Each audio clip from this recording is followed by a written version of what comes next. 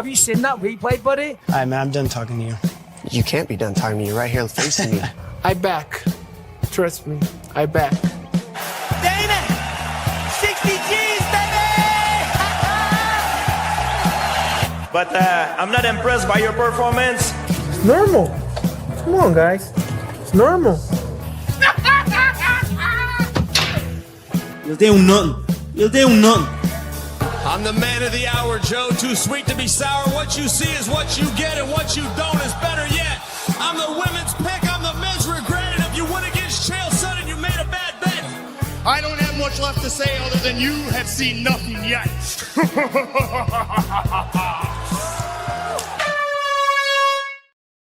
What's going on, Fight Week Show fans, Fight Week Show people? Then we are back with another prediction show, and I got some special guests in the house. I got my boy Kick Him in the Head. I got my boy MMA Normally, and I got my boy Green Day Shooter in the house. Right, salute to every single one of you, my people. Yo, how you doing, my boy? I'm doing amazing. The UFC White House card was amazing. I'm looking forward to this show because it's gonna be amazing. Let's go, boys. Yeah, man. Salute to you, yo, man. Big up that energy right there. What about you, Olin, my brother? Oh, you know me, man. Another beautiful day in paradise. Even better now that I get to spend it with the boys, and I'm off work tomorrow. Yeah, you won't catch me complaining today, big guy. Yeah, man, you living life, man. You living that life, brother. You know what I mean? We got Greedy. Greedy just pulled up today. We've been talking about this. We've been trying to put this together. We tried to do one last week, but you're here now, Greedy. You're here right now, man. That's what matters, man. How you doing, bro? Hey, man, the sun is shining. The weather is sweet. I'm blessed. UFC was great. I'm ready, man. I'm ready to chop it up. Love it.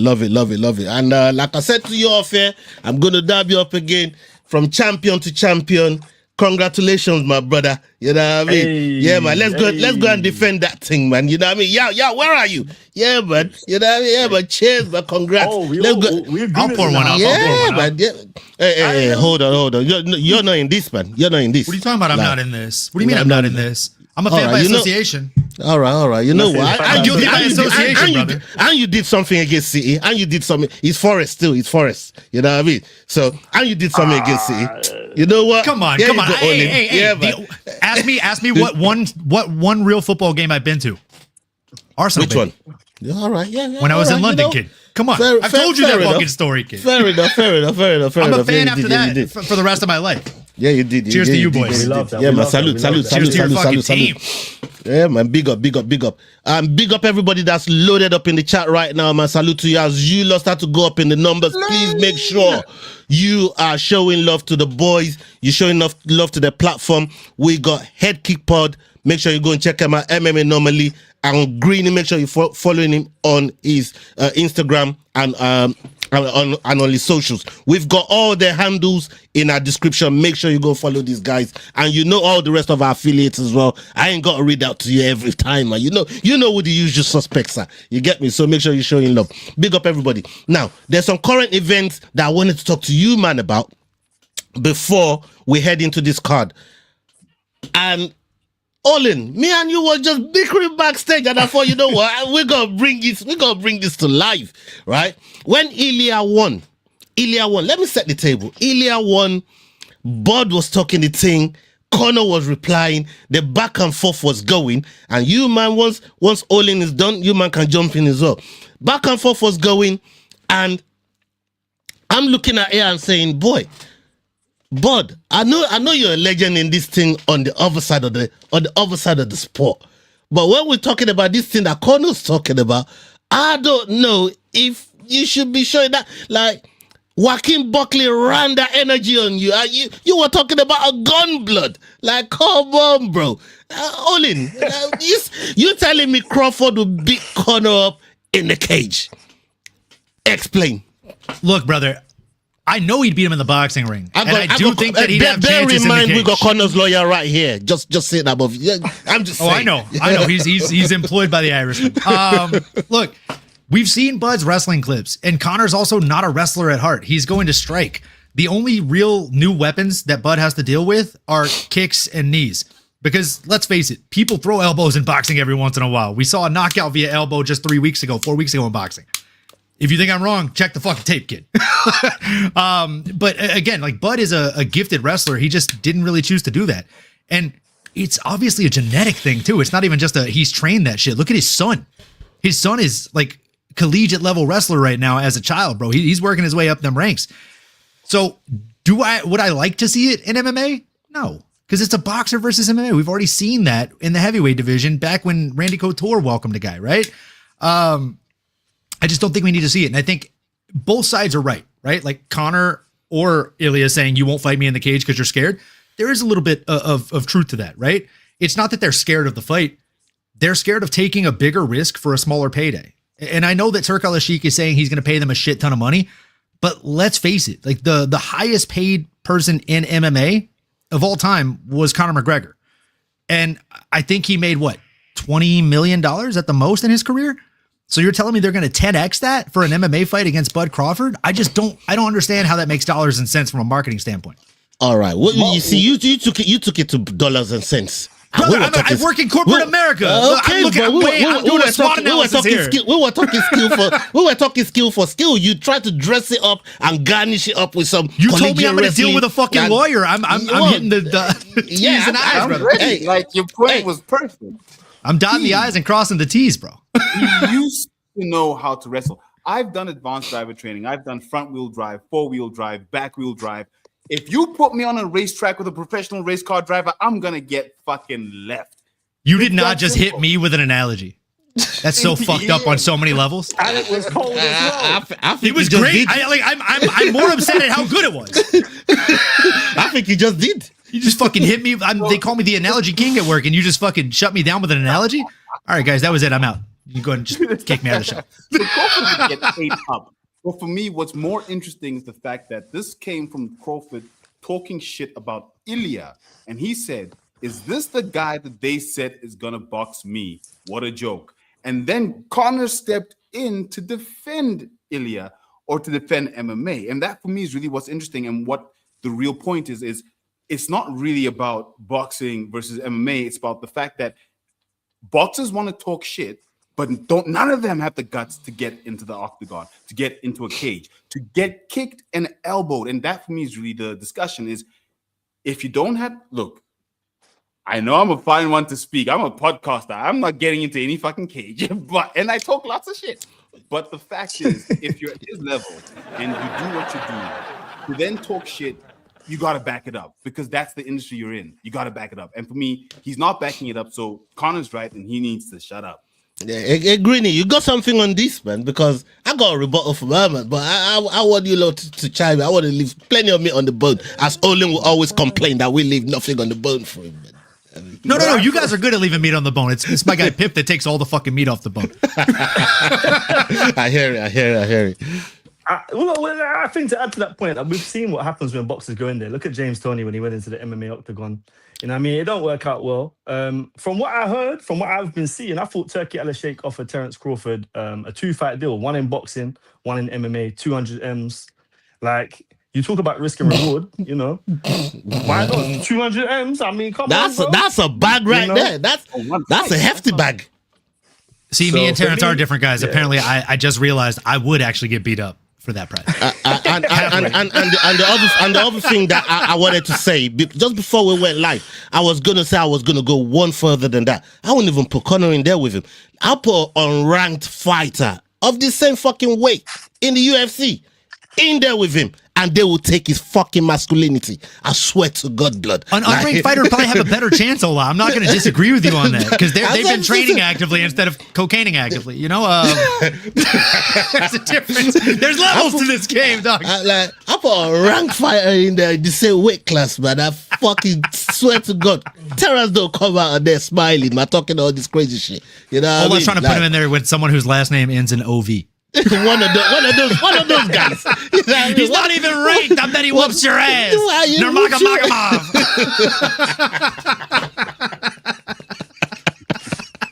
I see what the fuck you're doing, Ola. That's why I use the word unranked. It could be one of them guys, you know what I mean? So you don't want them problems. But one of the other things that's been circulating, obviously we just seen the recent event with UFC Freedom 2 250. Great card. Love that card. flawless on my picks. I'll continue to brag about that. That was fucking mad. But Cyril Gane, Don't move past that. Don't move past that. The guy got all of his picks correct. Come on. Let's give it up. Let's give it up for Ola, huh? The man is flowers. That honestly is not an Humble easy- brag. Humble brag. That shit ain't easy to do. We do this shit every week. You know what I mean? Like, that shit ain't easy to do. Right. And Cyril Gane has been accused of hitting Pereira in the back of the head. There's been... Accused. I was trying so hard not to come off mute again. I was about to be like, bro. Hey, he's been accused. Allegedly. He's the champion. He's the champion right now. He's the Brother, champion. Hold on. I gotta tell you, as a stats guy, if you break the rules 2 out of 10 times, you still broke the fucking rules, kid. Hey, yo, you see, they don't even want me to. They don't even want me to set the table. You know what I mean? The champ is still the champ. That's why I said allegedly. They ain't stripped him of the belt yet. You know what I mean? He could yet win this appeal. But my thing is this, and you man can come right through once I drop this bit here. Yeah, we've got 2 very, very top tier refs. Maybe one on the decline, but John Bakati and Herb Dean, they both come back with their rebuttals, and they said there ain't nothing illegal about what Cyril Gane did. So, I mean, what you man saying? Because John McAfee claims he's one of the men that wrote the rules. So if he wrote the rules and he said nothing was illegal, I don't know what you man got. Please, I want to hear Greeny's thoughts on this first. That's the table I was trying to set. Now, if you write the rules, you can rewrite the rules. Yeah. I don't know if you've seen Herb Dean talking about this little 2-inch section on the center of your head and the neck back and all this nonsense. Yeah. I saw that. I have never seen or heard any of this nonsense in my life. I've been They watching did VAR on that shit, bro. They were drawing lines and shit. They brought out the sports tape, dog. They put the sports tape on the head. Once they did that, I was like, you lost me, kid. He pulled up the tape measure and said 1 inch each side. But what? It's only directly above the nape of the neck, okay? We have a great rule set for MMA. Some say it's the best. We change it every event. Quite literally. But for me, ultimately, bro, you know that Pereira ain't gonna win no appeal because no MMA appeals have ever been won in my lifetime. So Pereira's still gonna remain the champ. I think they're gonna run it back though. Sorry, Gane's gonna remain the champ. I think they're Look at this dickhead. Yeah, you think they'll run it back? Mm-hmm. Yeah, I mean, what you saying, Yao? Yao, talk to me. I want to hear your side of this thing here before I come to Olin. They're not going to run it back. I don't see what incentive there is to run it back, and if they do, so here's the thing. As much as I disagree with Herb Dean and Mike McCarthy, the catch is, and this is the issue with Cyril Gane and how he fights. He hits you with shots to the back of the head when you're already injured. So it becomes very difficult for a ref to stop at that point in time. So if he had caught Pereira with the jab, Pereira's down, Herb Dean steps in. We all say the UFC wants Pereira to be a triple champion. The deck is stacked. What's going on? That's what we all say. So it becomes very, very difficult to be a ref at that moment. So it's tough. I agree with Pereira, but like Greeny said, I mean, look at Luke Michaels' appeal. Yes, I said it, Ola. From January. Oh, you devil. Oh, you devil. I'm clipping you up, blood. I'm tagging him. Look, my boy got beat. Look, I accept that he got beat, right? But he appealed, and literally diddly squat came out of that. And like Greeny said, diddly squat's going to come out of this. Alex's petition will live as a legendary petition, but Herb is probably still going to ref. Maybe not Alex's fights, but... Did you sign it out of interest? Did you sign it? Not yet. I plan on it. You thinking about it? I'm thinking about it. I don't want that guy to get nothing just because of Cross. I ain't signing If Crossover is not posting it every day on his Twitter for signatures, he's not a real fan. I ain't signing shit just because of Cross, bruv. You know what I mean? I hope he never sees another title again, man. I can't stand that guy, especially when it comes to fucking Patton. Olin, what you got on this topic here, my boy? brother, this whole topic is ridiculous. And Greeny, you are correct to an extent, right? There in your lifetime, I don't know how long you've been watching MMA. There have not been a lot of actual fruition to come from a debate like this in court, right? Or any appeals for MMA. However, there have been a few in recent years. So Cody Brundage versus Mansour Abdul Malik, I don't know if you remember, but those guys clashed heads and it ended up gashing open, I believe, Cody's head. He lost the fight ultimately, and then he appealed. That got overturned to a no contest. Chris Taco Padilla, Markel Maderos was overturned very quickly because they announced the wrong guy. And then the last one that I wanted to mention, or last two rather, Drew Dober versus Leandro Silva. The Brazilian commission overturned it because it was stopped in a very weird way by the ref, and they reevaluated that in the courthouse. And last but certainly not least, a man who we knew cheated, right? Greg Hardy on the stool with the inhaler. You know what I'm saying? A little bit more indicative than the Zen pouch in Yasmin Yazidavish's mouth. But that got overturned. That got overturned to a no contest. You know what I'm saying? What, bro? You hating on my girl, Jasmine? Yazidavich. Not a fan? If you ain't zenning, you ain't winning, brother. Yeah, I hear it, man. I hear it. But no, like this is a weird. It's a weird debacle, Ola. Like the whole thing is odd, and I feel like if I'm Tom Aspinall, if anything comes of this, I'm the angriest man in the fucking world. Can I also, he did worse against me.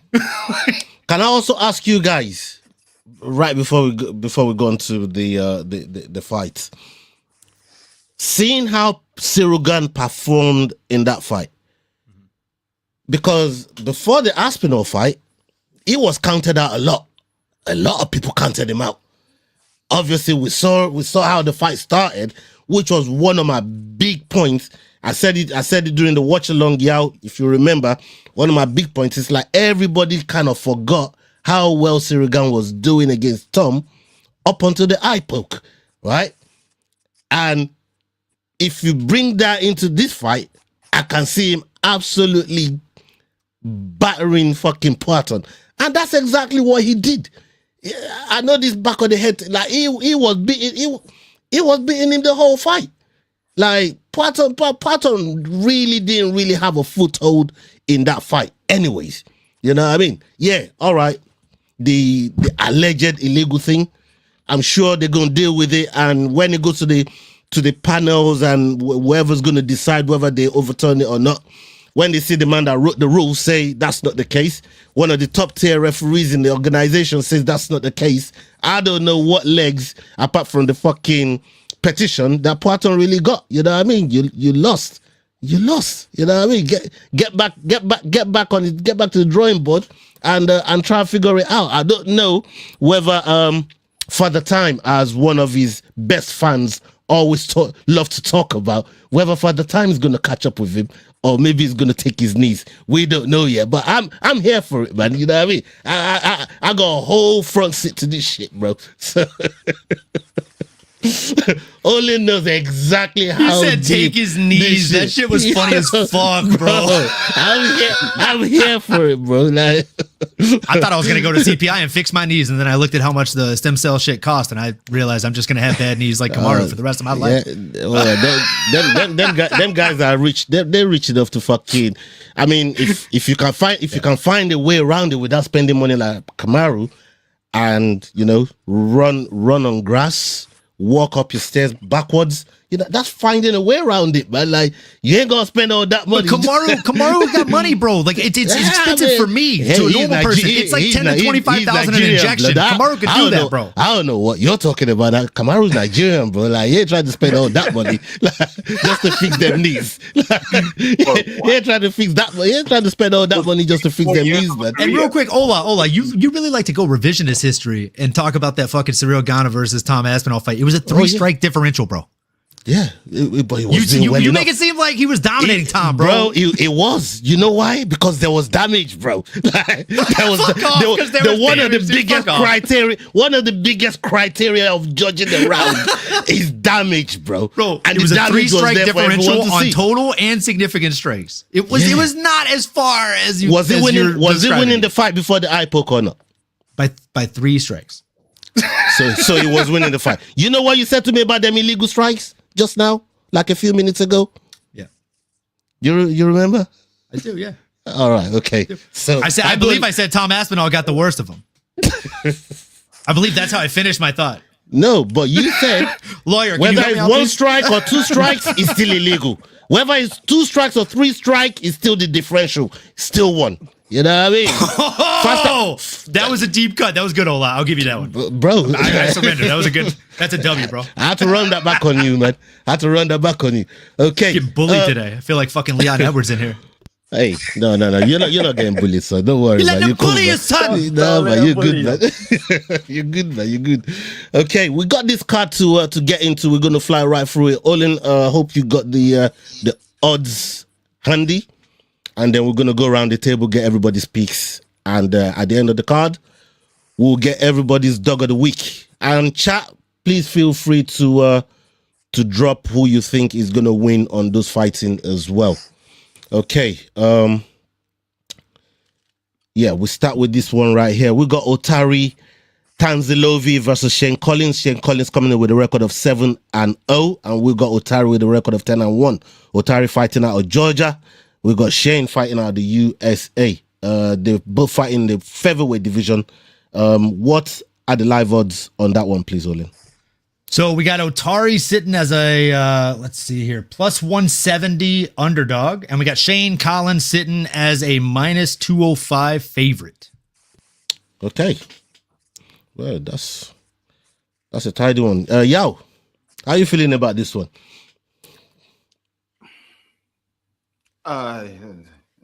Look, this is a tough one. Mostly because they're fairly unknown. We've got Collins who's coming just set us on the coin, man. It's okay to set us on the coin. You know what I mean? There's nothing wrong with it. Coin, I'm going with the favorite Shane Collins. I'm not even going to say much about that. Definitely no. Let's go. That's literally all I'm looking at right now. Yeah, man. Olin. This one is going to be an interesting one. Just like you and the esteemed lawyer of the show alluded to, this is definitely going to be a bit of a toss of the coin, right? Two fairly fresh newcomers. Shane Hollywood Collins is definitely the more tenured guy, or at least the better looking on paper, but it's still a toss-up, right? He's 7-0 right now. He's looked pretty decent from what I've seen from the tape, but his opponent still has more experience inside of the octagon than him. Maybe not the UFC octagon, but the octagon in general. Coming in at 10-1, he seems to be fairly well-rounded, but I just think stylistically, I expect a striking match and striking heavy match early on. I think Collins is probably going to press forward. From what I saw in the tape study, he has a more forward pressure style, whereas Otar is willing to take a back step, and I think that can pretty much spell disaster in this fight. I'm taking Shane Hollywood Collins. I think he gets it done probably in the 3rd round. Greeny. USA on a streak against Georgia right now, so I'm going to go with USA in this one. Hollywood, man. Let's go. I don't really know the guy, but he's 7-0. This one's at the Apex, right? Yeah.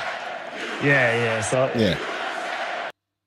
You already know. Yeah, man. Is, man. Shout out to the USA, man. I see what you man are saying. I mean, this brother from Georgia, 10-1.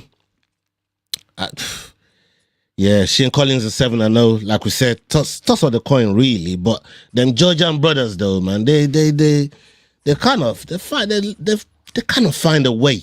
They find a way. But like you said, they've been on the losing streak for a minute still. Is this the guy that gets them back on the right track? Is this because Ilya? Let's call it what it is, man. He ain't no fucking Spanish, man. He's Georgian, man. You know what I mean? He's Georgian, man. Let's call it what it is, man. Merab, that man that on the losing streak. What was the other one? I forget his name. His fucking name just eluded me. Not the Litzy. Yeah, Dolitze. Yeah, that's the one. Yeah, yeah, that's another one on a losing streak. You know what I mean? Like these brothers can't catch a win. Maybe this guy can get him back on the right track, and he's coming out the underdog, man. I think he's going to be a live dog in this fight. So I'm going to be taking that guy for 2 points. Okay, let's. Isn't Giga Chikadze on a skid too? Another Georgian fighter. Oh yeah, that's another one. Yeah. You know what? Maybe this guy could be the guy that brings them all back to the right track. Look at what Mikhail did. We were talking about Mikhail Oleksichuk the other day. So you never. That guy's Brazilian, bro. Yeah. So what? He's this guy. He's an honorary Brazilian. Exactly what it is. You know what I mean? That Jim, anyways, is an honorary Brazilian, man. So you ask that dude where he's from, he's gonna say Husha. They got to pronounce in the R soft. Oh shit! Let's go to the next card on the docket. Okay, we got Leon Shabazian versus Levan Kokeli. Levan Kokeli coming in with a record of 14-3, and we got Leon Shabazian coming in with a record of 12-4. Levan fighting out of Georgia, and we got another American on here, Leon Shabazian fighting out of the USA. This is happening in the welterweight division. What are the live odds on this one, please? We got Leon Shabazian coming in as a plus 295 underdog. Big dog in this one. Coming in against Levan Chokel as a minus 375 favorite. Heavy favorite. Okay, we'll stick with you. Oh, man. I want to see the Shabazian kid do well, because he's got the family name. But can anybody off the top of their head list two brothers that have both had successful careers in the UFC octagon? There's not a lot. No. Right. Some of them we've seen have the Bonfim brothers tried. The Tafa brothers tried. You know what I mean? Like, I love that those are the two options you gave, because on my show I literally refer to one as the better Tafa and one as the better Bonfim. There's a clear better and worse. The Ilya brothers, the Topira brothers, they tried. The Usman brothers, they we actually don't know. Alexander could be the guy. He could be the Topuria that we want to see. He is big bro after all. He's just been giving himself to his brother to make his career better. So what happens if he actually focuses on himself? I don't know. They could break the mold, but I don't think Shabazian is going to be the one that breaks the mold, big guy. I'm taking Levan Chokel. I think he gets it done. This is fairly kind of unknown, if I'm being honest. Shabazian does have the power, and like I said, he's got the name value, but Levan's tough and he's too durable. I don't think he's going to be able to one-shot somebody like Levan, and Levan is going to be able to get in on a single leg pretty early on, get him on the ground and control him the same way that we thought Brendan Allen was going to do before he decided to have a striking match with Big Bro. So give me Levan in this one, bro. Who you got? Yeah, man. Big up Lazy Bed in the house. Salute to you, Lazy Bed. Big up yourself. What do you got? What do you got for us, Grinny? Here's the Georgian that breaks your streak. Yeah? You said I picked the wrong Georgian. You picked the wrong Georgian. You can't go wrong with a guy that's name is Choke Hell. Choke Hell, brother, come on, man. You know what time it is. Single leg, grab him to the mat, choke him out, game over in round 2. One of those. Okay. You know what? I'm going to go with this Georgian as well, man. You know what I mean? I'm going to go with this Georgian. I was going to go with Georgian anyways, but I'm going to go with this Georgian right here. In the interest of time, what are you saying, Yao? I wasn't going to go with him. Shabazian has 4 straight submissions in a row, 3 guillotines, plus an armbar. If we look at what Walter Walker's been doing with his heel hooks, once you get that specialist in a specific submission, it usually pays off. So I'm going to go for Shabazian by some kind of submission. Okay. All right. Let's get on to the next one on the docket. This is when Cross says, that's why he's at the bottom. Yeah, well, Cross talking a lot of shit at the top of the table. I do want to point out that the last submission he got was over a dude that was 14-10. So you got to look at the records of the people they're doing this to, but I mean, I don't mean to be that guy, but I mean, like, the last time he submitted, he's been submitted 3 times. You still got to do it though, right? That's the thing. Still got to do it. Baller's gonna ball, bro. Shooter's gonna shoot. We got Caro Rosa versus Luana Santos. Luana Santos coming in with a record of 10-2. Caro Rosa with a record of 19-7. This fight is happening in the bantamweight division. What are the live odds on this one, please, Olin? Okay, so the live odds on this one are Luana Santos, a plus 105 underdog, and Caro Rosa, a minus 125 close favorite. Okay, that's not too bad. Greeny, who are you picking on this one? I think it's hard to go against Rosa, but I think I'm going to lean with Santos. I guess it's going to be your striker, grappler type vibe. I'm going to go with Santos, I think. I don't really know too much about Santos, but I'm going to go with her. Yeah, I think Carosa is the more experienced out of the two of them, though. She's the more experienced. Obviously, that comes with mileage on the clock as well, and with a young up and comer like Santos, she's making statement in the UFC still. I can't lie. Boy, this one. Yeah, I'm gonna go with fucking Caruso. I'm gonna go with Caruso just on the experience. Same kind of logic that I usually go with Angela Hill, especially against some of this up and coming as well. Like, you know, just the experience and the know-how. Eke out at 29-28, still get the job done, get the win. I'm gonna go with Caruso on that one. Yow? Yeah, tricky one. I'm gonna go with Luana Santos. Rosa is a win-loss fighter right now. She's coming off a win. It's time for her to take a loss. So, Luana Santos. I know that's terrible logic, but I don't care. I like that logic. I like that logic. If it works for you, man. Olin. It doesn't. I'm taking work for Luana me. Santos. Taking Luana Santos. You know I'm pretty biased whenever I end up meeting a fighter. I got to meet her last year at International Fight Week. She was super nice. And even before that, like she's a badass, bro. She trains out of Brazil. She's very strong, very durable, very fast and adaptive. And I agree with what Greeny said exactly to a T. Like the favoritism in the betting odds is leaning towards Carl Hosa, but there's something inside me that just says Luana gets it done. She's fast in the pocket and she's very quick at decision making. For a person her age, to be quite frank, her fight IQ is incredible. Like she's 26 years of age. She fights like a 30-year-old. And if you've been watching MMA for more than 5 years, you know exactly what the fuck I mean when I say that. So she has the speed of a 26-year-old, but the fight IQ of a 30 or 31-year-old. I think this spells disaster for somebody that's aging out, like Caro Hosa, who is 31, who has looked a little bit slower in her last 2 fights out there. Give me Luana Santos. I think she might even get it done inside the distance this time. Okay. All right, let's move on to the next one. We got Alan Nascimento versus Mitch Raposo.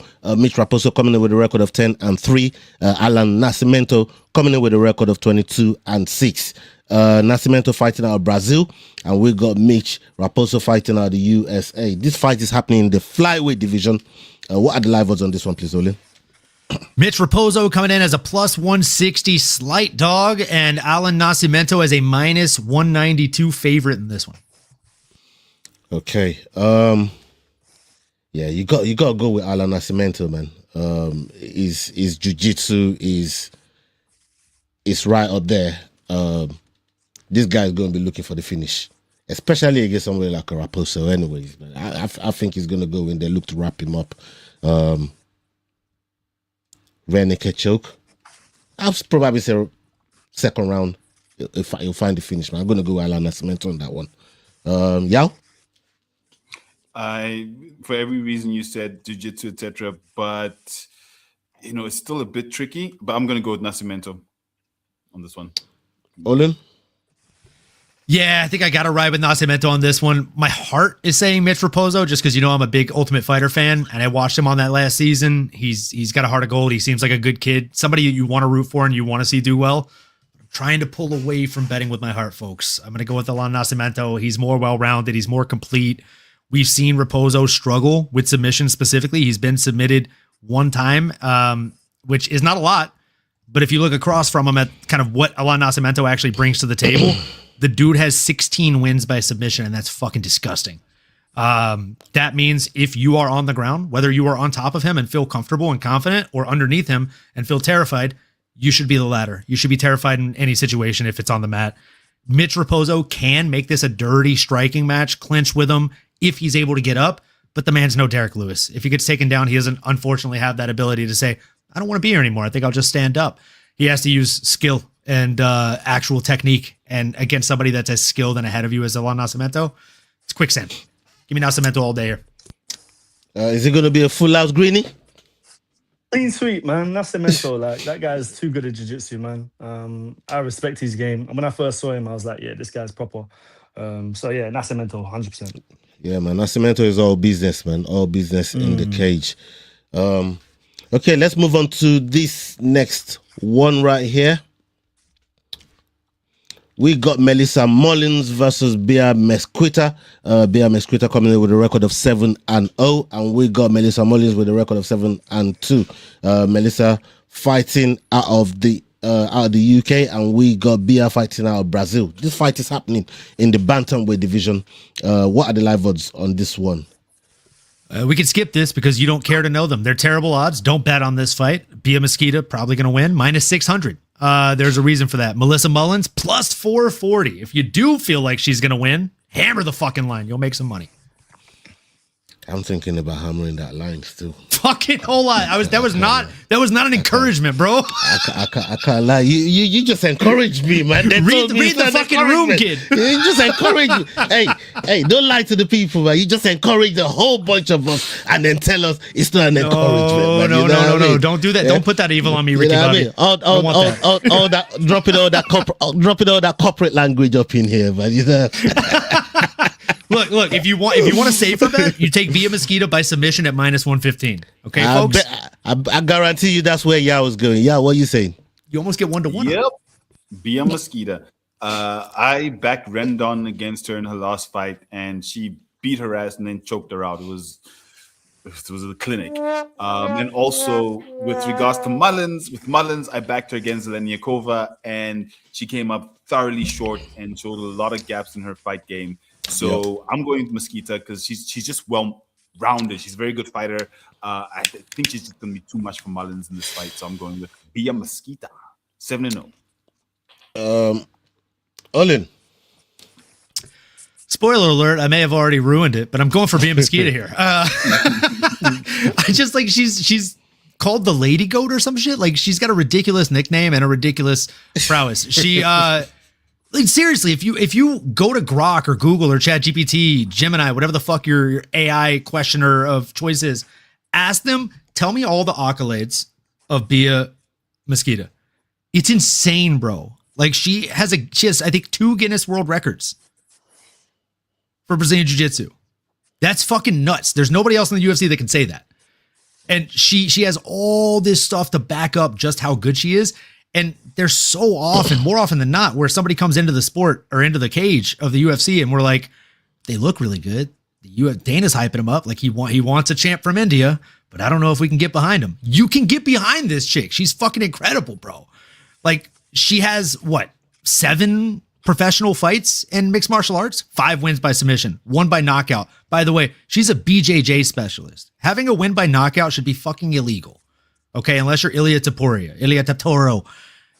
She's a fucking beast. I just think she comes out here, she's gonna smother. And I'll be honest, I was with you, bro. In that last fight, I thought, well, she's fighting UFC caliber opponent. We don't know, right? We're riding into that realm of the unknown. I have my no bet list. After that fight, I've created a must bet list. Like I gotta find a way to bet this chick. She's so fucking good. Greenie. Nah, yeah, facts. I was just gonna say she passed her UFC test, and for me, this is not even a speed bump. This is just like she's flying straight over this one. I think she's gonna go sub her out, and yeah, it's gonna make quick work, man. Yeah, man. Look, this one's gonna be a full house as well, man. I think Mullins is she probably gonna get caught after this fight. Yeah, it's peak. But it is what it is. Is the world we live in, my dog eat dog. But I think this is gonna be a last for the dice, and she needs a win. I don't know if she's gonna find it, but she definitely desperately needs a win, man. But God go with her. I'm gonna go with her. I'm gonna go with Bia Mosquito on this one, brother. Ola, for a landslide decision like this, if we know we're all gonna pick Bia, maybe we just start the conversation with which submission you think she gets it done with, y'all. You think RNC, armbar? You think she could do some Darce shit? Welcome to the Darce side. Hey, you know what? That's a mad one. You just put down there. I'll go first. I'll go with rear naked choke because I swear I think it's gonna be an RNC or an armbar. I think Melissa gives up her back a lot, especially when she gets in trouble on the ground and trying to get up. Giving your back up to somebody like a Bia, it's gonna be curtains. So I don't know if you guys got any other thoughts on that one, or Dixon Sider says back in RNC. Dixon Sider says Bia by tortilla choke. Bia by tortilla. I don't know what that one is. Maybe you can show me the technique. I just wanted to have you pull them up so I could see the display pic again. It's so. Every time a big fighter loses, he puts him in a fucking McDonald's hat, and it's comical, bro. It's so no, that's crazy, man. That's crazy. That's crazy work. Hey, Dixon, you're a legend, man. You know what I mean? Doing this crazy shit, man. You're mad. Yeah, man. Big up. Okay, let's go on to the next card.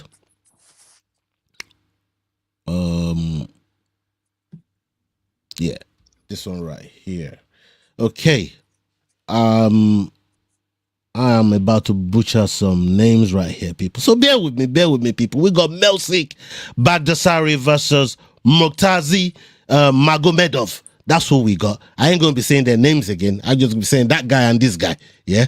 This guy is coming in with a record of 8-3, and that guy is coming in with a record of 10-0. That guy is fighting out of Kyrgyzstan, and we got this guy fighting out of Armenia.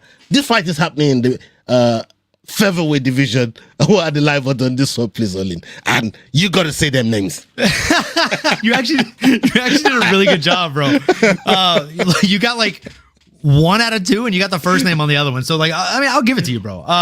Melsik Bagdasarian is a plus 280 dog in this one, and Murtazali Magomedov is minus 355 when it comes to this one. Hey, you did real well with them names, Olin. I can't lie, but you did real well with them names, bro. I appreciate it, brother. I try. Well, let's hear where Green is going, man. Green. I'm going with that guy. I look for an excuse to hit that button, bro. That's like my favorite Joe Rogan fuck up in the history of Joe Rogan fuck ups on the mic. All right, listen, if I try that name, I'm gonna fuck you up too. Green said I'll go with that guy. Yeah, man. Kyrgyzstan. When I see, you know what it is? When I see that flag, Yeah. That Kyrgyzstan flag, I say, yeah. Them man are about for to a still. world of trouble. Yeah, they're about it, man. Them mountains over there, they're serious. So I don't know how he's gonna get the job done. I ain't seen the guy, I'll be real. But his nickname's the highlight, and I'm hoping it's gonna be a highlight finish. Give him 50 bags right now. Okay. Yao, I'm gonna come to you. You going with the highlight or the gun?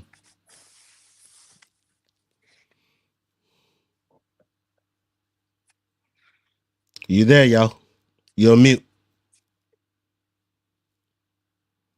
You've got to be joking. This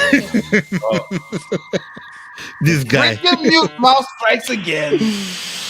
As I was saying. So I'm gonna go with Bagdasarian versus Magomedov. I'm gonna go with Magomedov, like the rest of you guys. If I look at the fact that he's from Kyrgyzstan, he is a younger fighter. The reach and the height are the same, but I like the 10-0. To be honest, I like the 10-0 minus 305 odds. Contender series win. I'm going with Magomedov. Okay. Olin? Oh man, I'm going with my Magomedov brother, bro. The Kyrgyzstan flag, as my guy to my left said, when you see that, you're kind of like, all right, well, it's kind of a wash, I guess. I think that's the first thing that comes to mind. Valentina Shevchenko standing, doing her, like, that's the first thing I think of. Yep. Brother, like top 3 worst feelings in the world. Up there is being knocked out and separated from consciousness. But I think above that is being knocked out and separated from consciousness and waking up to a person dancing above you. I feel bad for everybody that Valentina has knocked out, as well as Jordan Levitt. You know what I mean? Like, imagine a grown man twerking above your lifeless body. That's terrible. Yeah, that's terrible. I'm going with the Kyrgyzstan Savage. I think he gets it done. I think he's the better, stronger, more well-rounded fighter in this one. And honestly, I don't know if you guys check Tapology community picks, but if you look at that, we're with the majority. 94% out of 2,898 votes are also siding with Magomedov. So let's fucking get it, boys. Yeah, this is easy money. Maybe don't bet on it. The odds aren't super great, but if you think he gets it done inside the distance, you can probably get some juice on there. But yeah, I'm probably going to stay away from this one from a betting perspective. Okay, there you hear it, people. Everybody's going with Magomed. Okay, we'll go on to the next one on the docket. We got Kevin Borjas versus Andre Lima. Andre Lima coming in with a record of 11-0, and we got Borjas coming with a record of 10-5. This fight is happening in the flyweight division. What are the live odds on this one? Please, Olin. We got Kevin Borjas at plus 470 as a big dog. And then we have, I think, possibly the biggest favorite on the entire card here in a minus 650 favorite for Andre Lima. So to put that into perspective, folks, if you put $50 on this guy, you would win $57.69 back in profit. So you'd make a whole $769 back. Not a good okay. Yeah, I'm going to be going with Lima on this one. I don't see Borjas doing anything here. Probably take Lima by submission. I think he can get it done against Borjas. He can get a finish against him. I'm going to go with Lima by submission second round. Yao? Yes, I went with Borjas in his last fight, and I was so disappointed. It was shocking. He just doesn't have much to offer in a fight. He just kind of stands there, gets punches a little bit. Andre Lima, 11-0. Let's go. Olin? I mean, look, I got to go with Lima. There's not really another path in this one. If Vegas tells me if I put $100 on a guy, I'm getting what, $14 back, $12 back. No, that guy's gonna win. There's not a whole lot around it. But hey, we did see this a week ago with Justin Gaethje versus Ilia Topuria, right? So they could be wrong. They've been wrong before. I simply don't think this is that time, Ola. So I'm gonna go with him here. Hey, bet on that favorite, man. You know what I mean? You want to put some money on that guy? Get $7. Why not? If you want to make money, you fucking sprinkle and pray on the plus 470 and Kevin Borjas, my boy. Greeny, what are you saying? You're going to need more than prayers if you're betting on Borjas. I'm going with Lima, man. I'm going with Lima. Everyone said what they need to say, man. You don't go against the bookies when the odds are like this. It's too mad. It's too mad. That one, there was that's a mad odds. We're going to the next one. We've got Christian Rodriguez, C-Rod versus Haider Amil. Haider Amil coming in with a record of 11-2. C-Rod coming in with a record of 12-4. Haider Amil fighting out of the Philippines, and we got C-Rod fighting out of the USA. This is happening in the featherweight division. You got the live odds for us, please, Olin. I definitely do. So for Haider Amil, let's see here. We're working with plus 170. Not too bad. And for the favorite, we got minus 205 for C-Rod, Christian Rodriguez. This is an interesting fight. Close odds. Yao, we come to you on this one. Did what he did to Cameron Simon. I am all over. You still hating on him from that one there. No, it's not hating. It's when you beat my favorite fighter, you become one of my favorite fighters, and he keeps on impressing. So I like C-Rod. I like how he fights. He's always focused. Not the most exciting, but always winning mentality. Haider Amil is exciting, but that's what's probably going to cost him in this fight.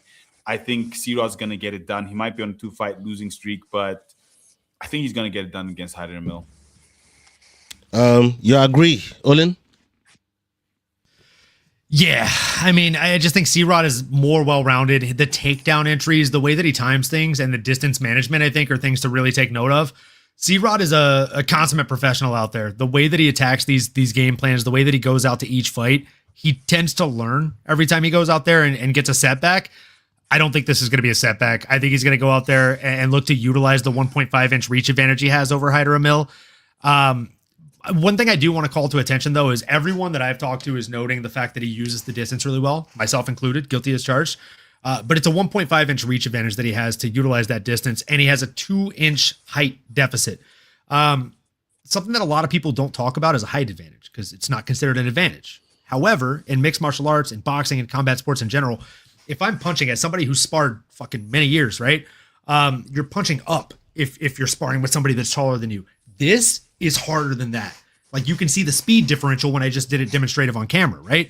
So if I'm punching up 2 inches, it's exhausting for me. It's taxing. Even if it's just a little 1% more energy, it is more exhausting. It is more taxing.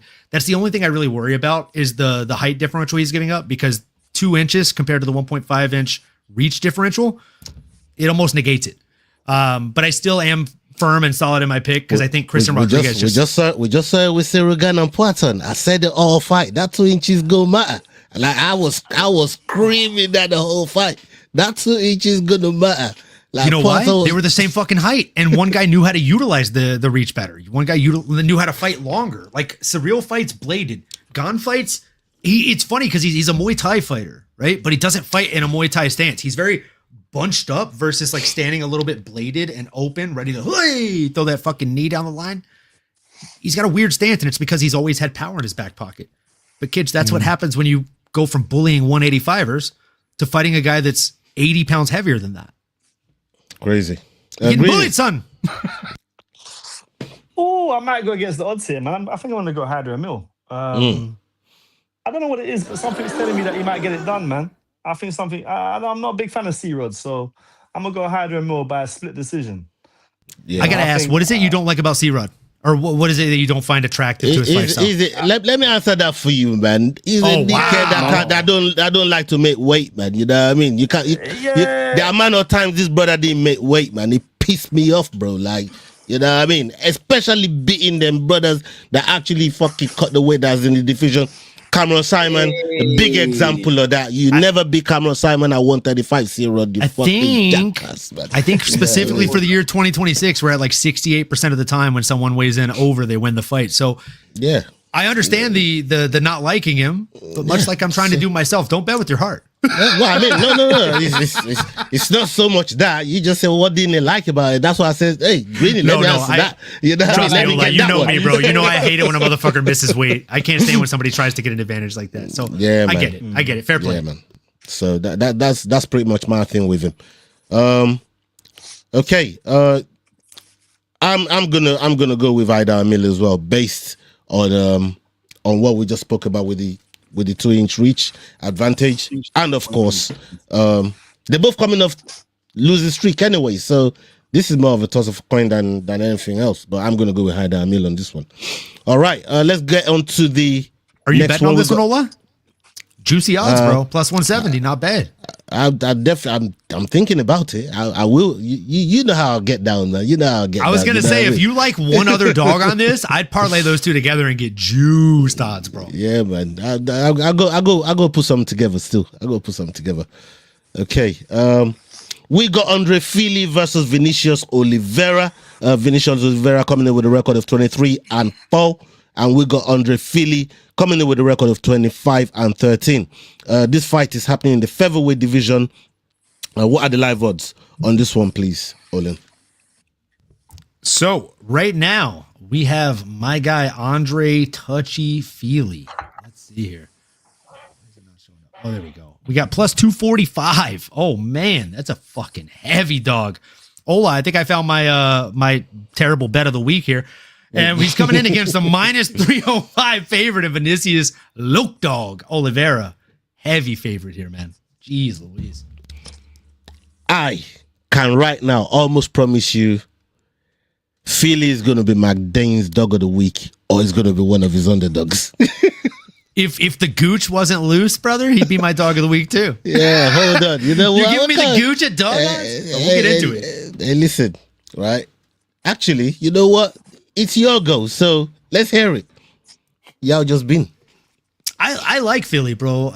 Look, before we talk about his fight style, we got to talk about the nickname. Andre Touchy Philly got to be one of the best flipping the scripts you've ever seen. You have the last name Philly, you're getting made fun of probably all throughout elementary and middle school. You become a professional fighter, you make your nickname Touchy Philly. That's fucking hilarious. That's how you turn it around. And Dixon, great point, bro. You only bet on C-Rod as a dog, never as a favorite. He's like Kevin Holland. That's tough. That's tough. Hammer spot of the card. Philly versus Loke Dog ends in split decision. Ooh. Plus 55 is juice. That's free money. Yeah, I like that, man. I like that, Dixon. I like that.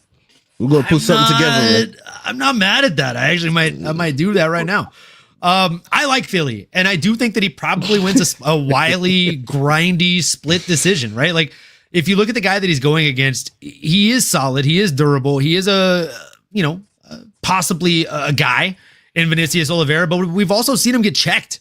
We've seen him get checked multiple times in the fights that he's won and in the fights that he's lost, right? So I just feel like Fili has that veteranship. He's got way more of a kind of understanding of what happens inside of the octagon and what can happen, what can go wrong.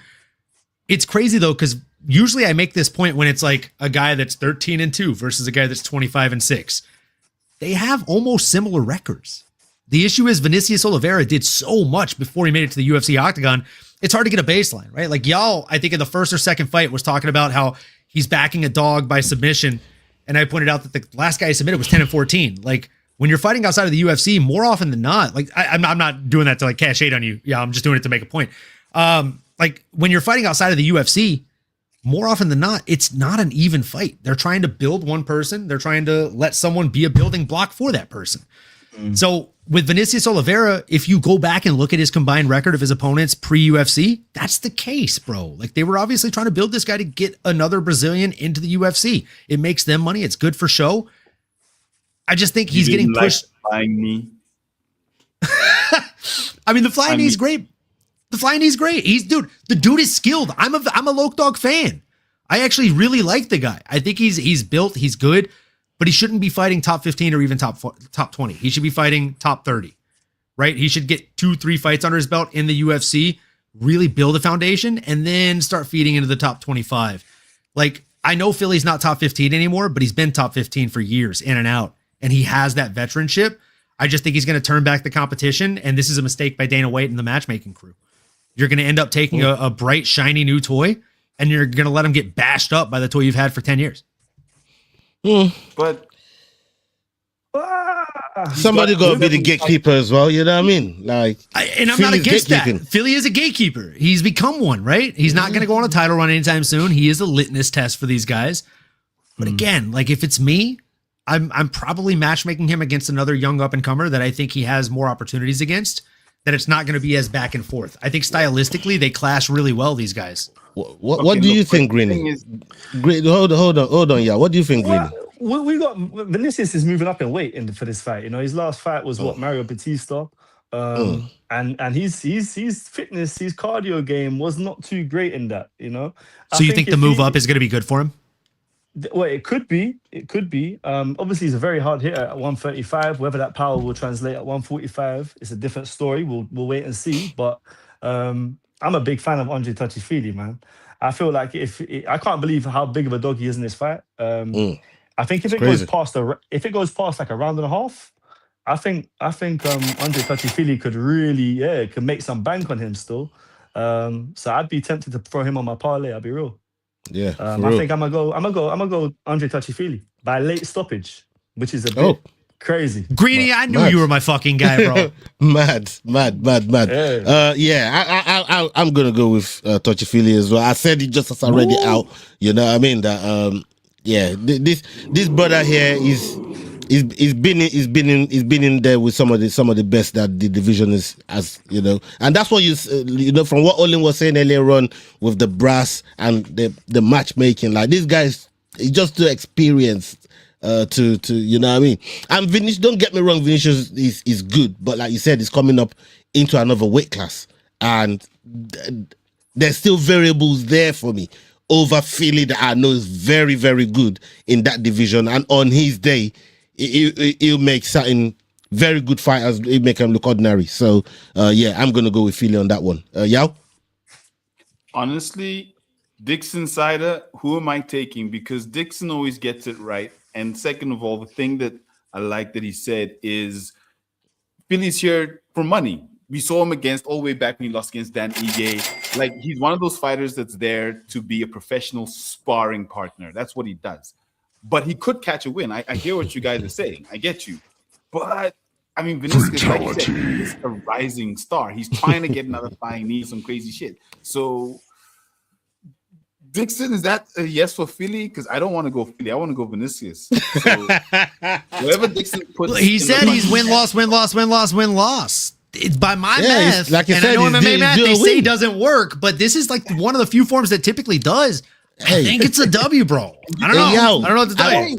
Hey, and Vinicius been winning. Vinicius been winning, so it's not the one that's due a win. Like Philly's definitely due a win. The math is mathing, big dog. Like we're throwing logic at you. We're basically throwing money at you, bro. Just Cash the bank. I'm going to go with Andre Touchy-Feely against my better judgment. But all right. Let's get on to the co-main event of the evening. We got Ian Cutelaba versus Navajo Stirling. Navajo Stirling coming in with a record of 9-0, and we got Ian with a record of 20-11 and 1 no contest. We got Ian fighting out of Moldova, and Navajo Stirling fighting out of New Zealand. This fight is happening in the light heavyweight division. What are the live odds on this one, please, Olin? We got Iwan Cutelaba, the Incredible Hulk, coming in at plus 245, and we got a minus 305 favorite in Navajo Stirling. Hey, Greeny, this one's on you. I'm a big fan of Stirling, you know, that CKB style that he has. Yeah. He looks really good. But I'm surprised he's 6'4", because when I last see him fighting, he don't look like he's got very good range and size in there. That surprises me to see he's 6'4". I've seen him get clipped early on. Cutelaba's a crazy man. That's like the Tasmanian devil in there for the first minute or so. And it wouldn't surprise me if Cutelaba goes in there and just smacks Stirling and gets him out of there quickly. If it goes past a minute, it's Sterling's fight. I'm a crazy man. I'm a load up my parlay and I'm gonna say Cutelaba by knockout first round. Raw. Nah, man, I don't see that. I'm going to be going with. Cutelaba does have a half-inch more reach than the last opponent that Stirling faced. I gotta call that out. Yeah, as the stats guy. I'm going to be going with Navajo Stirling on this one. My boy Big Muddy, salute to Modestas Bukaskas, went in there and smacked up Cutelaba, man. You know what I mean? Got him out of there, and I think Stirling finna do the same thing. Sterling looks like he got something to say. Sterling, like I said, he trains with one of the best coaches. One of the best. I've been rating this coach. Everybody knows how man feel about CKB, Eugene Beerman. You know what I mean? He's going to be cornering him in this fight. And I know this guy has got a lot of potential in the division. And somebody like Ian Cutelaba is actually it's a good fight for him. And maybe in a couple fights, we could see him start, talking to the big dogs in the division. So yeah, I'm gonna go with Stirling on this one, man. Greeny, what you got a rebuttal? Yeah, no, I was just gonna say, so it's cut, but like this is a big step up in competition for him, you know. Yeah. Like Cutelaba is a very experienced fighter. He's been around the block. I know that he's been knocked out recently and hurt recently, but for Cutelaba, that don't mean anything, bro. That's his game. He goes in there and he either knocks you out or he gets knocked out, and he's happy to live by those rules. I don't know if Sterling's going to be able to match that in the first couple of minutes. If you go back and watch his last couple of fights, very early on, he's very tentative and he does kind of get hit very early on. If Cutelaba hits him, the fight will be done, I promise you. Yeah, I know Cutelaba got heavy hands, don't get me wrong, but I like to think Stirling is an intelligent fighter, and his fight IQ is more of what I'm going with in terms of the great mind that coaches him and how they're going to have a game plan to deal with the power that Cutelaba is coming with. And these guys got fantastic training partners all around the gym. Top coach, and like I said, it's got very, very good potential in his career. And even if he gets clipped by Cutelaba, I think Stirling is worth a gamble, man, in this fight, man. Especially in the kind of step up that he's now heading towards. And if he carries on the way he's doing, I think he's going to do just fine and carry the name of that gym, forward, because they've done some great things in that gym, man. And I'm going to go with Stirling. Yao, you got something on this? So exactly what Greeny said about how Stirling fights, he comes out a bit tentative, gets hit a lot, and every single time I picked against him and he's come out and he's destroyed his opponent in the end. So I'm not going to pretend as if I'm not going to back him this time, just simply because every time I've gone with him, against him, he's won. But what did Dixon say though? I know you're going by Dixon. No, not for this one. For this one, I'm happy. I think Dixon said pick him in the dog competition, but sprinkle a little bit on the Cutelaba sub. That way you make the same amount you put into the dog competition. And look, I'm happy with Navajo Stirling. I think he does Cutelaba probably deep in the second as he gets tired from all the swinging, trying to knock him out, and he's not getting knocked out because he's got a freaking chin on him. So I'm going 100% with Navajo Stirling in this one. Yeah, man. Cutelaba is like the Michel Pereira of the 205. You know what I mean? Like that man, they go mad for like the first 2 minutes and then nothing. They fucked. You know what I mean? They start getting picked apart. Olin, what are you saying? I'm right there with you guys on this one. I genuinely think that it's going to end up being exactly what these guys are saying. Like, I can't disagree with the man to my left here. Greeny is saying that Iwan Cutelaba in the danger zone, it's bad. And I think realistically, he's right about that. He's right. Absolutely right about that. He closed his distance pretty much better than just about anybody. And the only issue with him is his gas tank, right? He gets a little bit excited when he gets in there. I think the first maybe 5 to 7 minutes are the danger zone. Every minute past 7 minutes and 1 second in, it's going to start leaning towards Navajo Stirling unless we see a one-shot knockout from Iwan Cutelaba. I think, make no mistake about it, I think Navajo drops the first round. He's a slow starter. He's like a Carlos Condit type where he makes the reads, downloads the data, and then starts to attack upon it. I think he's going to start to pick back up maybe halfway through, a little bit before the halfway mark of the second round, and he'll ultimately win a unanimous decision rounds 2 and 3 over Iwan Cutelaba. But, Greeny, if you're feeling even a slight bit confident, being the degenerate that I am, I'm going to say you should probably bet on Iwan, bro. And Dixon threw in that sub clause plus 1,100 is insane. Hey, don't worry, bro. I will be betting. He has subs. Like he could do that. And like we've seen in grappling exchanges, Navajo gets excited to get back up and he'll leave his arm in the wrong spot. Armbar might be right there. Maybe even a simple like key lock or a Kimura. But again, I'm picking Navajo. I think he's gonna be the smarter fighter. I'm gonna back my guy Ola here and say that CKB is doing a good job with him. They're training him up right, and even though he's young and very fresh, 28 years of age, I think he's gonna stand up to the competition. And the next fight we see for him will be a top 10 or top 15. Yeah, man. I mean, just thinking about the power you're talking about, man, like Cutelaba got them. That Alonso Menifield type power, like if he does catch Atomic. you, bro, like it could be over, and that's a scary thought. You're making me think about my fucking pick right here, man. But we move. Let's go to the main event of the evening. We got Kyoji Horiguchi versus Manel Kape. Manel Kape coming in with a record of 22-7, and we got Horiguchi coming in with a record of 36-5.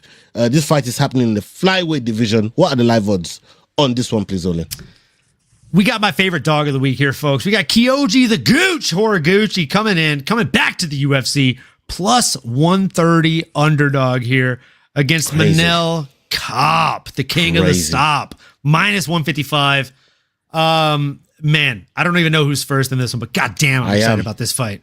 I'm first on this one, and I'm telling you right now, you would be mad to go against Horiguchi. You will be crazy to go against Horiguchi. Horiguchi, my guy who left the UFC, came back like he never left, and I believe he's gonna be bantamweight. He's gonna be a champion in that division there, man. You know what I mean? I believe he's gonna be a fucking champion, man. The way he moves in the cage, it's almost like one step ahead of everything in the way he fights, and it never really looks like he's in any trouble. Even if he's in some precarious situation, it never really looks like it makes it look easy the way he gets out of it. So yeah, man, for me, man, I think if Manel Kape don't come with the right game plan and he's not on his P's and Q's, I think this fight could even end even earlier than I thought. But yeah, I'm going to be going with Horiguchi on this one, man. Big live odds. Live dog, man. You got to go with Horiguchi. I'm going with Horiguchi.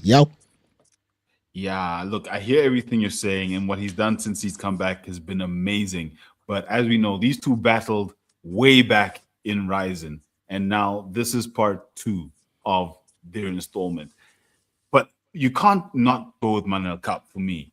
Only person he's lost to recently is Muhammad Mukayev, and we know who Muhammad Mukayev was at that point in time. One of the best in the UFC, literally right before they let him go after that fight because it was so boring. But I think he's just going to trick Horiguchi into not being his best. We know Manel Kape likes to showboat a little bit. He likes to do all those funny little things. So for me, I think he's going to use those little tricks and tactics to essentially change from how their first fight went, which was a straight up proper fight, to now being a different fighter. And I think that's what's going to catch Horiguchi off guard and give Kape the advantage. So I'm going to go with the Angolan, Manel Kape. Okay. Olin, did Yao convince you? Not a chance. He's a great lawyer, but not a great salesman. Look, I know he's a Kape fan, and I get it. I mean, you could pull up the comment right there. He's saying, Olin, listen to me. Do not fall into the Gooch moneyline trap. I'm doing it. I'm falling into that trap, bro. If he wins this fight, it's going to be because of a handful of takedowns. So instead of tying profit to moneyline, just ladder his takedowns up to 5 to 6. Dixon, what would you say if I told you I'm going to take both? Right? I'm always going to tell the bets you tell me because like 90% of the time they fucking hit. Okay, bro. Dixon's mad like that still. He's so good. He's so good at the betting lines and the prop bets. I'm going to take that bet. Right? DM me on Twitter so I remember to lock it in. But with all due respect, moneyline plus 130, I'm going to do that too. I'm like, if you put, I don't know what your unit sizes are. I'm going to put 1 unit on it. To put it into math perspective, you put $50 on it, you get 115 back. That's more than 2-to-1 odds. You put $10 on it, you get fucking 23 back, right? To put it into easy math for you. Whatever your units are, whatever you feel comfortable betting, I think Kyoji Horiguchi wins this one.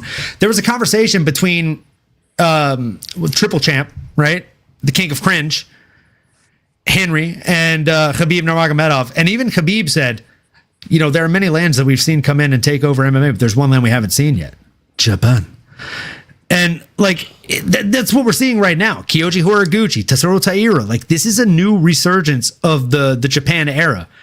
And we saw this 25 years ago with Brazilian Jiu-Jitsu, right? The Gracies.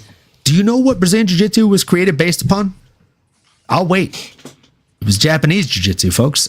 So these guys are coming back. They're making a big fucking splash, and I think they're here to stay. Kyoji Horiguchi is a testament of that. He fought in the UFC, had legendary fights, went outside of the UFC.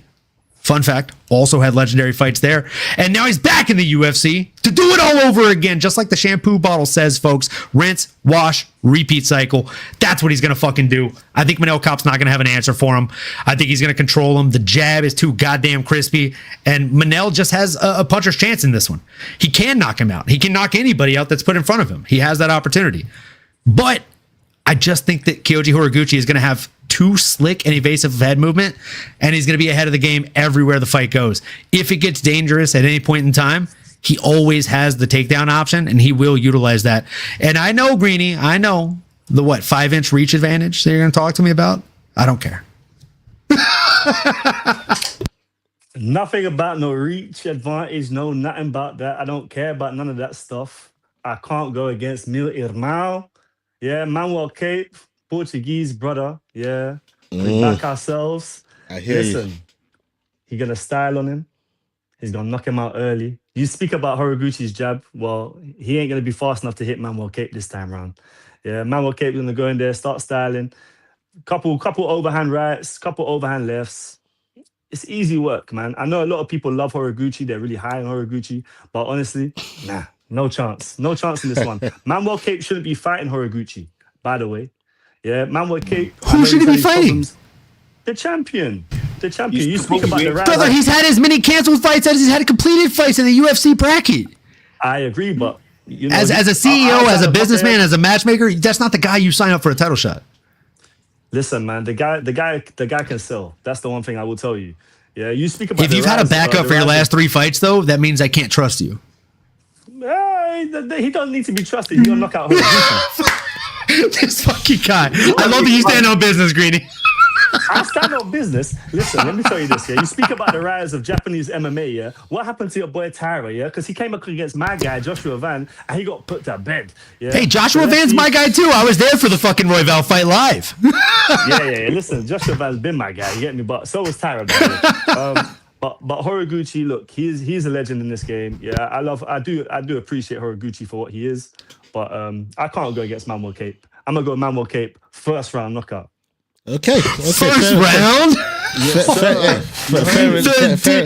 the disrespect, Greeny.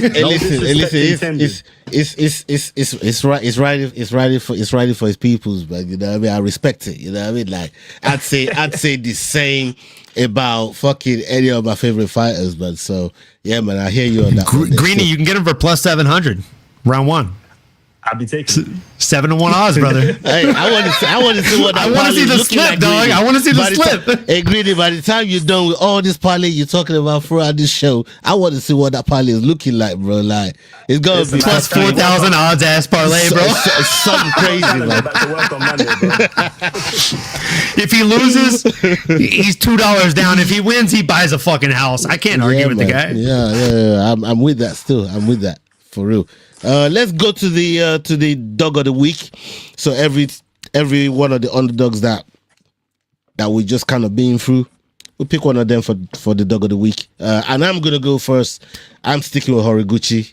I already picked him. My picks are with Leroy. Yeah, I'm going with Horiguchi on this one, but for my dog of the week. Yao, what do you got? Hey, I'm going to hear Olin's first. No, I'm kidding. I'm gonna go with. You sure you want to hear Dixon's? Dixon, can you tell him who he's picking, please? He needs a minute. Yeah, what are you saying? Yeah, Luana Santos, my dog of the week. I'm gonna go to Luana Santos. I think she's gonna get it done over Carol Rosa. Yeah, that's a good one. Olin? I'm right there with you, brother. I'm going Kyoji Horiguchi. The gooch is loose. In my UFC fantasy season, we do 2 seasons a year. And my last fighter that I have on my roster is Kyoji Horiguchi. I need a lot of points from him. So I'm picking on him at both leagues, bro. Let's go, Gooch. I hear you. And what are you saying, Greeny?